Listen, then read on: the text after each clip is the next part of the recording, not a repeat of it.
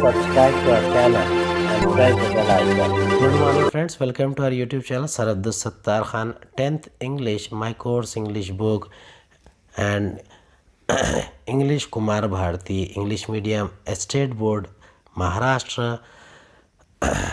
Let's begin. Unbeatable Supermom Mary Kom, an interview.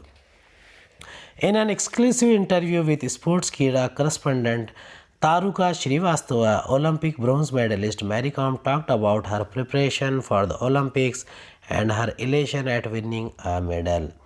ये sports कीड़ा से नामानिगार तारुका श्रीवास्तव से इंटरव्यू में बात करते हुए मैरी कॉम कहती है, जिन्होंने कांसे का यानी ब्रॉन्ज मेडल जीता है, कांसे का तमगा जीता है, कि उनकी ओलंपिक की तैयारी कैसी चल रही है और जो उन्होंने मेडल जीता था उसके बाद उनकी खुशी का कैसा मामला है या खुशी के मारे वो फूली नहीं समा रही है. Elation means great Joy.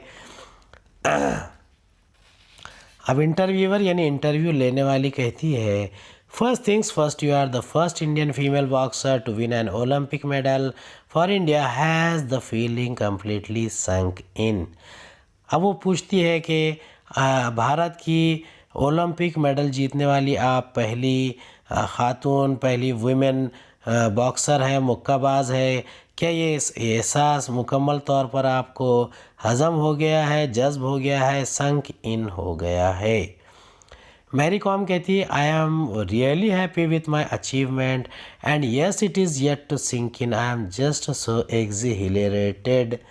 Mary Kom कहती है कि इस कामयाबी से मुझे बहुत खुशी हुई है और अभी तक मैं इस खुशी को अपने अंदर समा नहीं पा रही हूँ, उसे समाने की कोशिश कर रही हूँ, लेकिन मैं बहुत ज़्यादा खुश हूँ.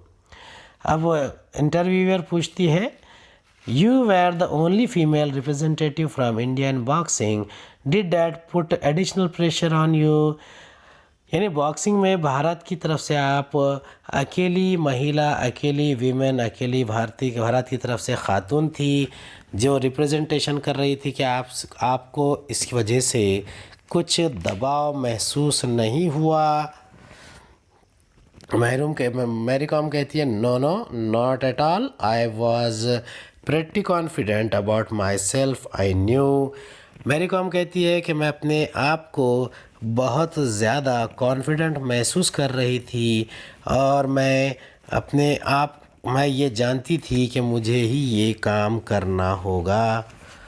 इंटरव्यूअर पूछती है, your coach Charles Atkinson was not allowed to accompany you to the Olympics. How did that affect your preparation? यानी आपके कोच जो चार्ल्स एटकिंसन थे वो आपके साथ ओलंपिक जाने की उनको इजाज़त नहीं मिली थी, परमिशन नहीं मिली थी. तो इसकी वजह से आपकी गेम्स पर, आपकी तैयारियों पर, प्रिपरेशन पर कितना इफ़ेक्ट पड़ा, असर पड़ा? मेरी कॉम कहती है, well I did miss him there but thankfully we had already done our homework and I was well prepared. तो मेरी कॉम कहती है, हाँ मुझे इनकी वहाँ कमी ज़रूर महसूस हुई, लेकिन मैं अच्छी तरह जानती थी, हमारी पहले से तैयारी अच्छी थी, इसलिए मैं पूरी तरीके से तैयार थी. इंटरव्यूअर पूछती है, during your preparation for the Olympics you sparred with the male boxers of the Indian contingent, who was your favourite sparring partner? अब वो पूछती है कि ओलंपिक्स की तैयारी के दौरान आपकी भारत के जो मर्द मुक्केबाज है उनके साथ आपने घूंसे चलाए थे, प्रैक्टिस की थी, आपके सबसे अच्छे प्रैक्टिस करने वाले साथी कौन थे? तो मैरी कॉम के थोड़ा हंसती है, कहती है, well I trained hard in Pune and the male boxers were kind enough to practise with me. Whenever I required them to name a favourite would be unfair. अब वो कहती है कि मैंने पूना में बहुत सख्त यानी डिफ़िकल्ट ट्रेनिंग ली थी और जितने मर्द बॉक्सर थे, मेल बॉक्सर्स थे, मर्द मुक्केबाज थे, उनकी मेहरबानी थी जब वो मुझे ज़रूरत होती मेरे साथ प्रैक्टिस के लिए आते और मैं किसी का नाम लूँगी, ये सभी मेरे फेवरेट थे, तो ये नाइंसाफ़ी होगी. अब इंटरव्यूअर कहती है you were quoted saying Adams was very clever a counter puncher but although she carried power she wasn't very tactical. I was scoring but the judges were not pressing the buttons. Do you think dodgy judging was part of the reason for your loss in the semi-finals? अब यहाँ पर Mary com से पूछा गया कि जो आपने कहा था कि जो एडम्स थी वो बहुत ही ज़्यादा चालाक बॉक्सर थी और जवाबी हमला करने में क़ुव्वत के बजाय उसके पास कोई मंसूबा नहीं था, टैक्टिकली वो स्ट्रांग नहीं थी, लेकिन आप स्कोर कर रही थी और आपके जो डॉजी जजिंग ये नाइंसाफ़ी की जजिंग, अनफेयर, अनजस्ट, डिसऑनेस्ट, अब टैक्टिक यानी शोइंग स्ट्रैटेजिक, प्लानिंग, कैलकुलेटिव, तो ऐसी डॉजी जजिंग थी जिसकी वजह से मैरी कॉम को नुकसान उठाना पड़ा। मैरी कॉम कहती है yes I think some of the decisions were unfortunate and did not work to my benefit. हाँ, मैं समझती हूँ कि कुछ फ़ैसले जो थे, डिसीजंस थे, वो अफसोसनाक थे, उससे मुझे कुछ फ़ायदा नहीं हुआ। इंटरव्यूअर पूछती है इंडिया मैंने just 6 medals in the 2012 Olympics even though we are a nation of 1.3 billion people, where do you think a change is required to help us win medals that are proportionate with our population? अब वो पूछती है कि भारत में हम 1 अरब 30 करोड़ की आबादी वाले मुल्क हैं। 2012 में भारत ने सिर्फ 6 मेडल जीते, 6 तमगे जीते। आपके ख़्याल के मुताबिक हमें आबादी के तनासब से तमगे जीतने के लिए कहाँ और कैसी चेंजेस करने की ज़रूरत है, तब्दीली करने की ज़रूरत है? मैरी कॉम कहती है I think more and more people should take up sports as a full time career if you want more gold medals. यानी अगर हमें ज़्यादा गोल्ड मेडल्स चाहिए तो बहुत ज़्यादा लोगों को स्पोर्ट्स को एज ए करियर लेना चाहिए, उन्हें आकर सीखना चाहिए। More corporates should come in and sponsor players so that the players don't have any financial pressure and can just focus on their games. यानी जो कॉरपोरेट के लोग हैं, मुझे महसूस होता है कि हमें ज़्यादा तमगे जीतने के लिए ज़्यादा लोगों को खेलों को, स्पोर्ट्स को फुल टाइम करियर के तौर पर अपनाना चाहिए। कॉरपोरेट कंपनियां खिलाड़ियों की कफ़ालत करें, उनकी ख़र्चे उठाए, तो खिलाड़ियों पर कोई फाइनेंशियल प्रेशर नहीं रहेगा, मालियाती दबाव नहीं रहेगा, तो वो अच्छा खेलने की कोशिश कर सकते हैं। इंटरव्यूअर पूछती है do you think interest in boxing in India will ever go beyond the Olympics? क्या आप सोचती है कि कभी ओलंपिक्स के आगे बॉक्सिंग में दिलचस्पी बढ़ेगी? मैरी कॉम कहती है हाँ, मुझे यकीन है, yes I am confident, yes I am sure that in a few years boxing will be very popular among everyone in India all the year round. हाँ, मुझे यकीन है कि चंद वर्षों में भारत में बॉक्सिंग बहुत ज़्यादा मशहूर और मकबूल हो जाएगी और इससे साल भर ये स्पोर्ट्स जारी रहेगा। अब इंटरव्यूअर पूछती है how aware are Indian women of their nutritional requirements? Diet and nutrition must have been a key factor in your conditioning for the Olympics. Do you think nutrition is a neglected area in Indian sports? Conditioning means becoming fit, तंदुरुस्त रहना, fit रहना। अब यहाँ पर interviewer को पूछती है कि जो भारत की वीमेन है, महिलाएं हैं, ख़वातीन हैं, वो अपनी न्यूट्रिशनल वैल्यू, तग़ज़ियाती ज़रूरियात से किस कदर वाकिफ़ है और आपकी ओलंपिक्स तैयारी में वो 2 बातें, खाना, तग़ज़िया, न्यूट्रिशनल वैल्यू, ये अहम चीज़ें थी, तो आप इस पुरअज़म ग़िज़ा का तवज्जो का शिकार रही थी, तो आज इस बारे में आप क्या कहेंगी? तो मैरी कॉम कहती है the awareness is growing now among the female athletes when it comes to nutritional requirements. Nutrition has definitely been a neglected area in Indian sports. I had to gain 3 kg since I had to fight in the 51 kg event instead of usual 48 kgs that I fight in. So I had to focus on what to eat. I gained weight by eating the right kind of healthy food rather than bad saturated fats. What do mean by bad saturated fats? Means जिस्म के लिए नुकसानदा चर्बी, unhealthy harmful fats. अब यहाँ पर Mary com क्या कहती है नरेटर को, यानी इंटरव्यूअर को, कि जो हमारी महिला खिलाड़ियाँ हैं, वीमेन स्पोर्ट्स पर्सन हैं, वो उनका खाने पीने की तरफ, डाइट की तरफ, ग़िज़ा की तरफ ज़्यादा तवज्जो देना चाहिए और वो बढ़ भी रही है।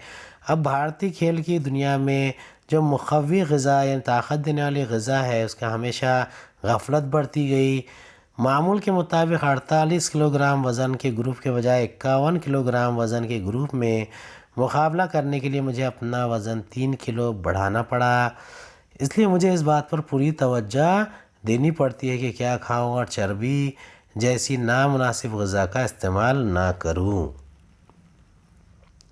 इंटरव्यूअर पूछती है, how big a role did OGQ play in shaping the boxing scene in India for the better? यानी भारतीय बॉक्सिंग की खूबी अच्छी तरक्की में OGQ का कितना बड़ा हिस्सा है। OGQ क्या होता है?